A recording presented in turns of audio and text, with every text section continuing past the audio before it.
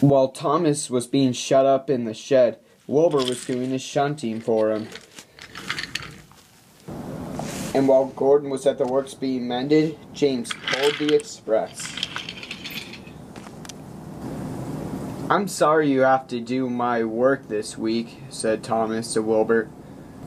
"It's okay," said Wilbur. "I like the extra work to keep me busy."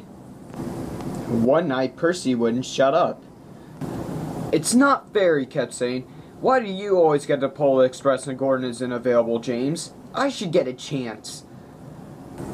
"I bet you can't even pull the coaches," replied James. "I bet I can," said Percy. "Just give me a chance." "Fine," said James.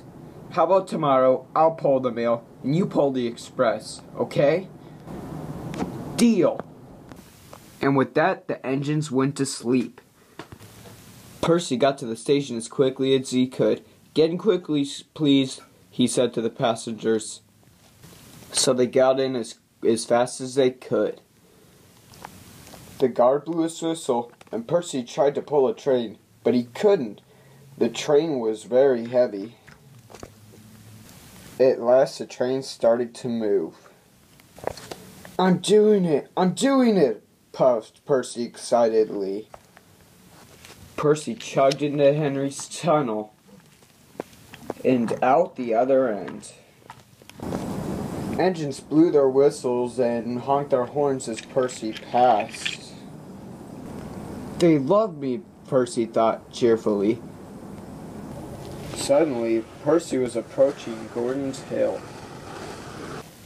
"Uh-oh," thought Percy to himself. "I'm not sure I can do this."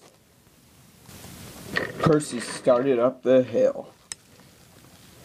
He was starting to slow down. "I have to get to the top," Percy thought. "What would the passengers think of me?" At last, Percy made it to the top of the hill. I did it, cheered Percy as he came down. At last, Percy reached the top station. The passengers cheered for Percy as they got out.